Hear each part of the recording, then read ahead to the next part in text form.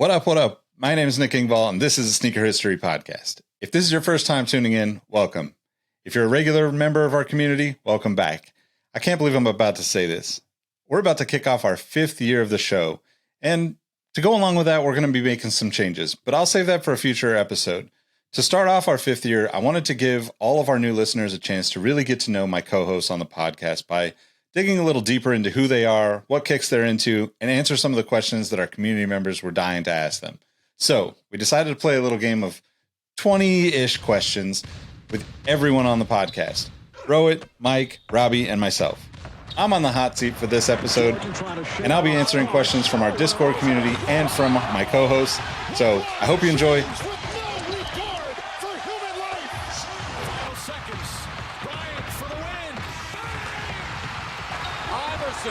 Against Gill, the crowd on its feet. Allen for the win! Welcome to the Sneaker History Podcast. What up, what up, what up? Welcome to yet another edition of the Sneaker History Podcast. We are now completing the set.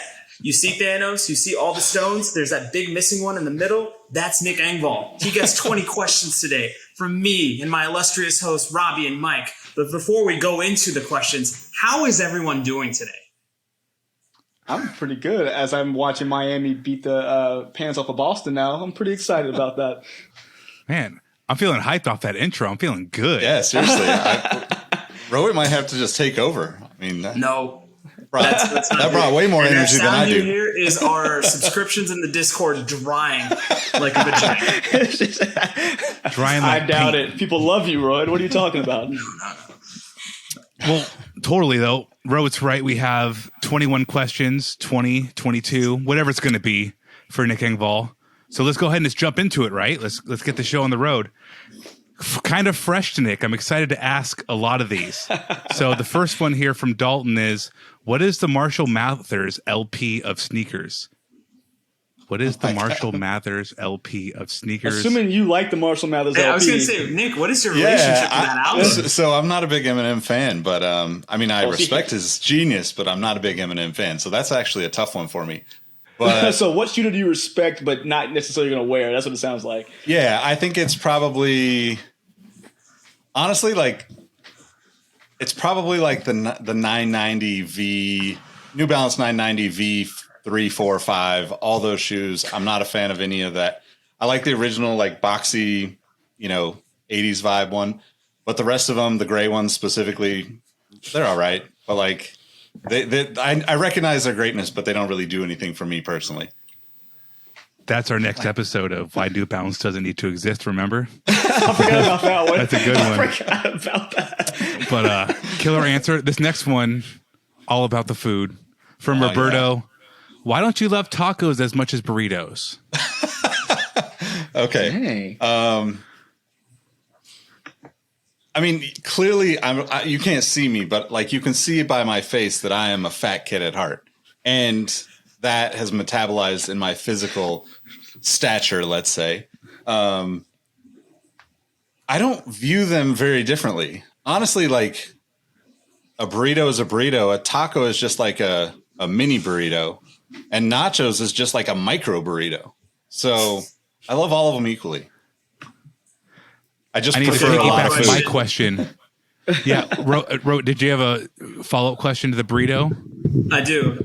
Since you've so eloquently described what I would call the foundation of Mexican food, associate each one of those foods to one of your co-hosts. Go. No, actually, I'll give you a little bit more time. No, let him answer. That's a good-ass question. Who's the taco, who's the burrito, and who's the nacho? Or who's the Mexican pizza? Because I know that's what you love. that's Nick Engvall. Okay, so I'm gonna pull some geography out here because Mike's got to be the nachos because they got a lot of good queso down there in Texas, right? I'll take that. I feel like Robbie's got to be the tacos because tacos are like nobody's like, let's have a burrito party. Right. So I feel like Robbie's more the party animal of the group. So he's got to be the tacos. And Rohit, you're just like Antisocial. You're the just like me. You're the other version of me in this podcast, right? So one last food question, because one of mine was also food related, specifically burrito related. You could have one type of burrito for the rest of your life. What flavor or filling is it going to be? Oh man. Not forever, but what's your favorite? However you want to think about it, but your number one burrito. Yeah. So I ebb and flow out of like eating vegetarian and not. So like the California burrito is basically carne asada with everything on it: sour cream, guac, salsa, lettuce, rice, beans, all that good stuff. And then potatoes or French fries in it. That's usually my default. Dang. The asterisk to that answer is that the Mission style burrito that you get in San Francisco, it's like just drenched with stuff and just like not always covered, but like just juicy, like messy as hell. You remember like the old Carl's Jr. commercials? Like that's the style of burrito, right? Where it's just like, I just want to be like, most of my clothes represent that, like that's why I just wear black t-shirts, because I can replace them after I spill half a burrito on them. So the ambulance is a heart attack cut. Like I was like, all that stuff you put on there. I was like, ambulance is coming for somebody who ate that just now. Yeah. Heart attack. So before we go down the list more, Mike or Rowett, do either one of you have one you wanted to pepper in, or we can just keep going down the list? Go ahead, Mike. I got one I want to pepper in, and it's not food related. It's another love of Nick Engvall, and it involves cars. So, Nick, what does your dream car build look like? I mean, that's a really tough question, because that's like asking me what my favorite pair of shoes is, and I'd have to give like 4 answers for it. The ultimate car for me is a 1992 Acura Integra GSR. I own 2 of them. I would like to own 3 of them. There's one other color that came out that I will eventually get. But I also like the ultimate dream car, money, no objective, would be 2007 Porsche GT3 RS. They released it in a black with orange and an orange with black. So ideally, Cam and I have right up your alley, man. His and hers, and but that's a couple $100,000 at this point. So each. So probably we gotta drop a few more episodes to get to that. Fair enough. NBD. Do both. Going on that car theme, and I'm borrowing the format of Dalton's question, but I'm going to kind of flip it a little. If you could make a Michael Schumacher signature shoe from an existing signature shoe, who would lose their signature shoe to Michael? Well, Michael Schumacher technically had a Zoom Turf in '97, which was the Barry Sanders shoe.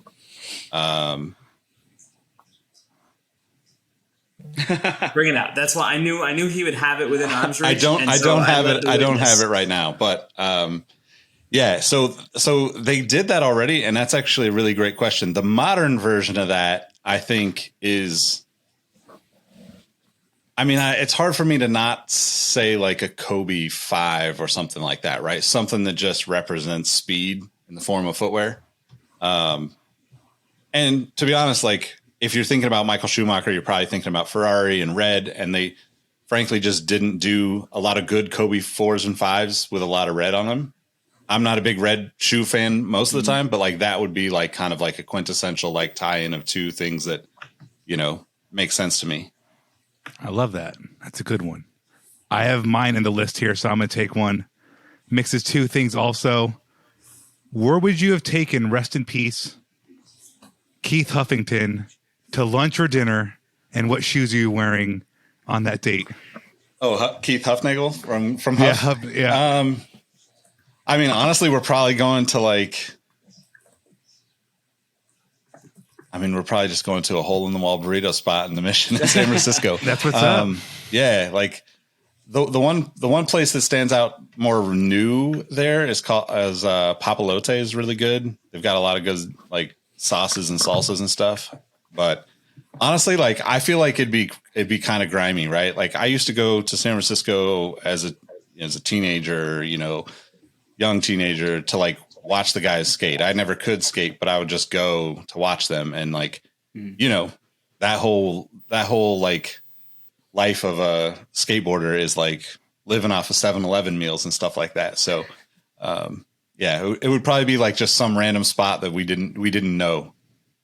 And the sneakers you're wearing. The sneakers that I'm wearing are probably a shoe that's not officially a Huff shoe, but was designed by Benny Gold, who designed the Huff logo, designed a bunch of stuff for Huff back in the day. And that's the Nike SB Trainer 1 Gold Diggers. Damn, that's a good hit. Nice. You ain't messing with no broke. Follow Benny Gold too if you don't on socials. It's a really fun follow. Yeah, he's a great dude. Yep. All right, so Sweet X, I don't love this question, but it's a good one to ask. What's your favorite sneaker to hate? I guess I'm going to say, what's one of your least favorite sneakers?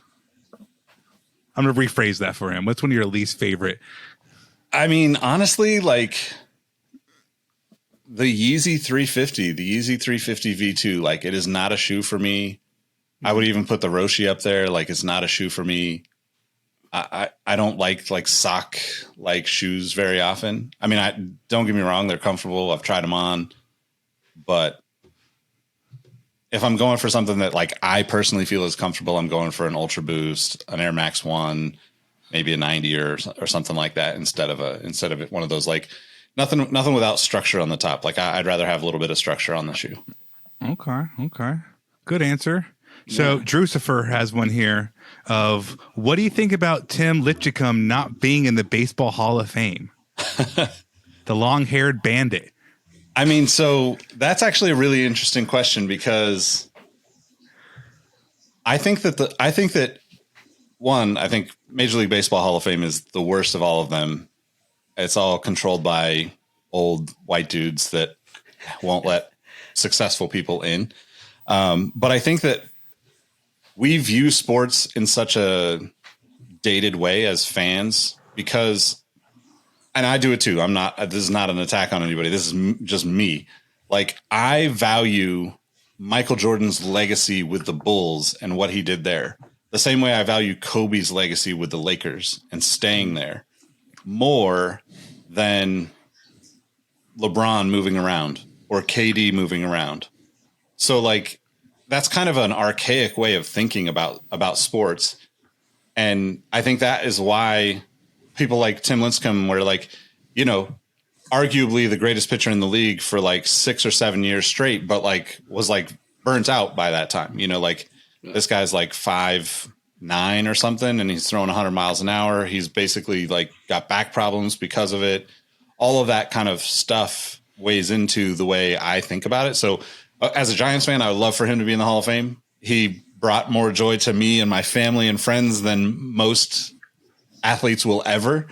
But I totally understand that like we just look at things wrong, in my opinion, in the way that like Sports Hall of Fame works. So I think they should revisit that and say like, hey, if this person, you know, balled out of control for 5 years straight, they deserve some credit too. Like, yeah, there's longevity, but like, if their star was shining brighter than everybody else in the game for that era, it's still super important to me.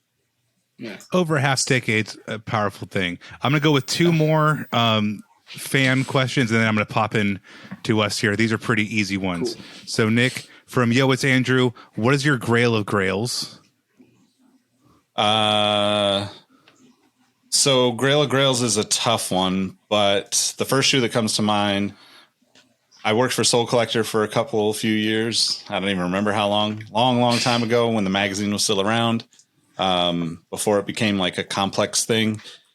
They did a very limited collaboration, the Reebok Question. It was actually like a part of a promotion with like Incubus and Honda for like a tour. So it kind of combined like Incubus, one of my favorite bands. I've seen them about a dozen times. Honda's obviously my favorite kind of car, and the Reebok Question. So like that shoe to me, like it's just, I don't know if there's only a handful of them around, but that'll probably be the only shoe that I'll ever pay like an insane amount of money That's for. A Grail. The second shoe, sorry, I just thought of stellar Grail. The second, yeah, exactly. Deftones Dunks. I don't think there's a 13 around. There's only 20 something pairs of that shoe, I think. So everything I've seen is a size 9 or a size 10. So if that I'm ever gonna shows find up in you my one. size, it's right up there too. And then the last fan question before we switch back to us from Still Yo, it's Andrew. What is your favorite smell?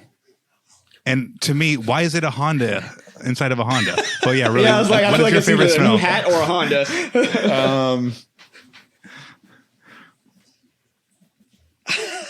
God, I don't even know how. I don't even. Just say burritos. Honestly, like my favorite smell is the ocean. Like just being at the ocean. Great answer. I don't There you go. like. That's why we moved to Monterey. That's why we pay way too much to live here and live like a very subdued life because of it. But at the end of the day, it's like as shitty as the whole day could be. I can get to the ocean, take a few deep breaths, and nothing else really matters. So It's beautiful. All right, gentlemen, any questions from you guys? So the way you set scenes and the way you answer these questions leads me to probably my biggest question, which is Nick Engvall. What makes a great storyteller? As a great storyteller? I think you got to be passionate about something, like you can look at all the formulas online. You can watch all the YouTube videos about how to tell great stories. And yes, there's patterns in the way that you do things. There's obviously some technical aspects to storytelling, but to me, if I'm not like excited to use something, to have it, to own it, to experience it, then it doesn't make sense for me to tell that story. I'd rather find the person that has that super passionate, like it's kind of why I've always like gravitated towards like new up and coming like creators, right? And I work a lot with them and try to meet people and connect with people when they're just getting started, because the more you do something, the more you lose interest in it, or the more it just like becomes the work aspect of it, whether you're working for a company or working for yourself or just doing it on the side as a side hustle. And I think that's why like we, Mike and I talk a lot about the YouTube stuff and at the end of the day, like I could get you excited about any of the questions you've asked because they're very poignant to me in my life. But if somebody was like, where can I get some good Indian pizza? And, like you know what I mean? Like, it doesn't make sense for me to tell that story, but like, that's also what I love about what I've done for work for so long, is like being able to find and connect with people that can tell those stories. So I think it really just comes down to like the excitement of and being able to get that out of people, right? Like that's where like great documentaries come in, right? Like, it would be super boring. It just made me think of The Last Dance, right? The Last Dance would have been super boring if it was only Michael. Yeah. But because you got so much time with Michael and you got to see his competitive nature come out, like it put him right back in that place. So like, in a sense, like the storytellers of that, yes, it's in Michael's words, it's in Scotty's words, it's everybody that's a part of that dynasty. But like the people behind the scenes that are crafting that really are pulling from the passionate people in that moment to be able to tell that story properly in a way that gets us all excited and wants us to, have us talk about it, So the question I have actually is probably a direct segue from what Roy just asked you, from taking a ragtag group of sneaker lovers here and making a successful podcast. And how do you find inspiration to keep, finding these different ventures, from us here at Sneaker History to Exhaust Notes to all the things you've done, things you do even outside of of the Sneaker History, extended universe, as Roy calls it. Like you're constantly finding something new. I mean, it's people, right? It's like, it doesn't got to be the shoes, right? Like I know that's corny to say, but like it's absolutely not the shoes, right? I don't care about the physical shoe.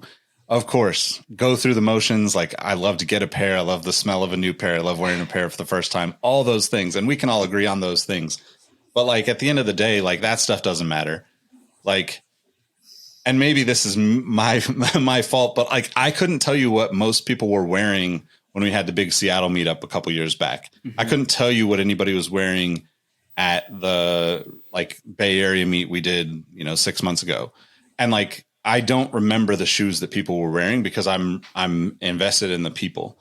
And, you know, like that's what makes this community so great. You know, like that's what makes, you know, the Discord and all of our late night conversations and, you know, people just, you know, sharing all these things that they're passionate about and finding things that they didn't even know they were passionate about or learning from it from other people. And I think that's, you know, ultimately what it comes down to. And I think, you know, for us, like we ebb and flow and we toss ideas around all the time. And like, you know, the best thing I think about our podcast is that we're able to be dynamic with it. We have the four of us, we have a few people from the Discord that'll hop on once in a while, but like, it's never has to be all four of us because it puts too much pressure on us to just enjoy what we're doing and enjoy having the conversations. But, yeah, that's, I think the best. I think that's a solid enough answer. Hopefully, I'll allow it.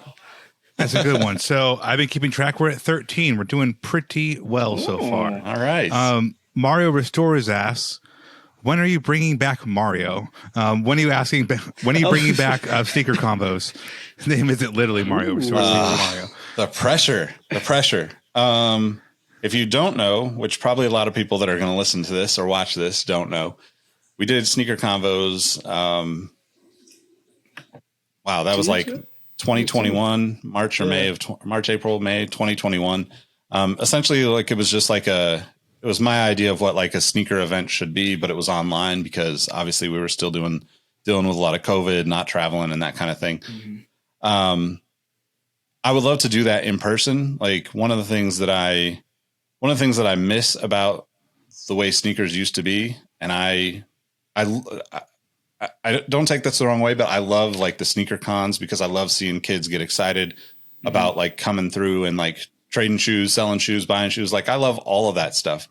Yeah. Some of it I think is like, you know, there's obviously shitty people everywhere that take advantage of situations or people or whatever. But, you know, to me, like the community aspect of it is what I wanted to kind of showcase is like, I didn't want it to be about money for that. There were a handful of people that turned us down because I wouldn't pay them to come on. But, you know, like that's how a lot of people make their money, you know? So I get that. Like you've earned the right to ask that at a certain point in your career. So, long-winded answer. I would love to do that in person at some point. I don't think it's going to happen this year, but maybe it's a 2024 thing. But yeah, you know, who knows? Maybe we figure out a way to do it in between there. I don't know. Nice. I love it. So, Rohit, go ahead. Hit us with one. Yeah, I've got another question. As a man who's renowned for all the collectibles, as you can see in the back, he's got hats, he's got action figures, he's got shoes, he's got a sweet camera. If you could collect one more thing, what would it be?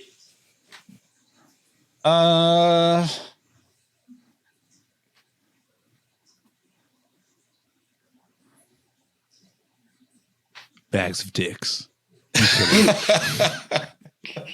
Didn't see that coming. Did not see that coming. I actually probably would. I wouldn't collect physical things as much, but I would love to like visit all the national parks in the country and like kind of checklist through states and parks and all of that. So that would be kind of my answer. Maybe I should say stickers to put on my, you know, notebook or something. But yeah, that would be the thing. I think the physical things like are great, but like I'm really trying to figure out how to like collect the experiences at this point in life. Nice. Very correct. Good answer.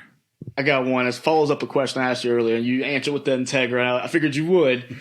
Now, being a very pure person with your Integras and your Hondas, how do you feel about the new Integra, Nick? I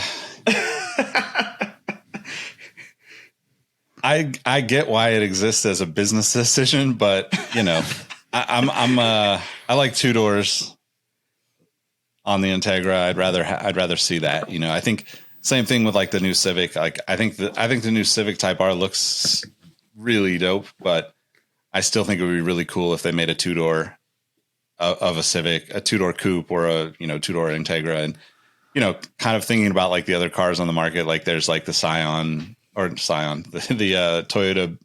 GR86 and the, Subaru BRZ or whatever, and those kind of like coupes that are all rear wheel drive, but like the Hondas have traditionally been front wheel drive. And I think that's just a fun contradiction to the way the trend goes, but it's also not a profitable, being contrary is not a profitable way to do business, especially in the automotive industry. Less fake intakes and less doors, please. Yeah. 2 less doors to be exact. Give me less doors. So a couple last year, we're in the home stretch. We're at 16. So I'm going to hit you with one from me. If you had the power to make everyone on earth wear one shoe, what shoe would it be? Not in a mean way. You want to look at the same shoe all day, every day. I mean, I think if everybody's wearing the same shoe, like it's got to be Chucks, because at the end of the day, it's the most versatile. Everybody has a different way of styling it or customizing it or wearing it. And like, you can put fat laces in it. You can put brown laces in it. You can make it into whatever. And I just don't think you can do that with other shoes. So like if everybody wore Jordan 3s, which would be like another choice, or Reebok Questions, what I would love to see, like, people wouldn't be able to wear them differently enough to feel unique in them. So you'd probably just get tired of seeing like the same old like thing. So I'm going to go with Chucks. Life finds a way, Nick. You can definitely find a way to. Thank you, Jeff Goldblum. to style a pair of questions in a personal way. So one here from Dandon. He lists 5 pairs. What's a couple pairs that you still are looking for in your collection? Because 5 it could be a big number off the top. So what are just a couple pairs that are missing from that case behind you? All right. Well, I mentioned the Reebok Soul Collectors and the Deftones Dunks. The other one, Soul Collector Penny 2, is kind of like that black gray, bright green, yellow, whatever color that is. Volt, I guess. That one's definitely on my bucket list still. I'd really like to get a pair of the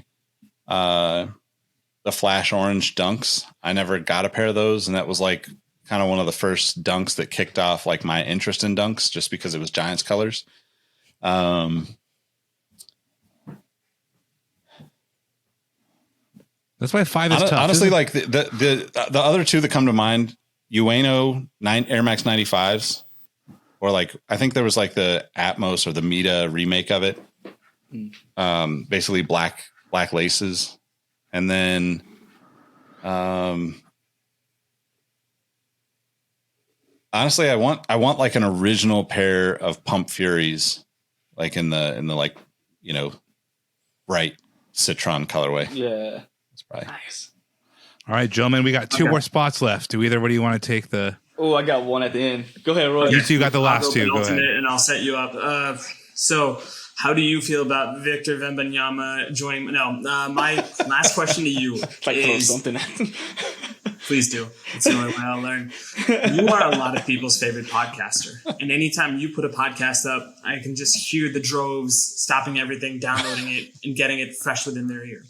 What are some of your favorite podcasts that inspire you in a similar way? That the minute you see, it's a new episode of blank, it's like, I've got to stop everything I'm doing and listen to this.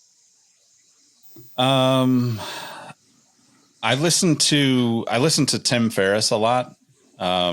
He's the guy that wrote the 4-Hour Work Week, and he's just done a lot of incredible stuff in his career. But his podcast is very, I just find it always entertaining and inspiring the way that he questions people. I think that the thing that I love about what he does and how he does it is like the way I look at the way I want to be is just like 100% passionately curious about everything. Like it's kind of the art of storytelling in a sense reversed, right? It's like if you're asking enough of the right questions, you get to that gold mine underneath someone's discomfort of sitting on a podcast. Like I think back to the way we started this podcast, and like you listen to the first few episodes, like we didn't know how to figure out the audio. We didn't know how to like I didn't know how to edit it at all. Like it was just like, we're just doing it because we wanted to talk to people about sneakers.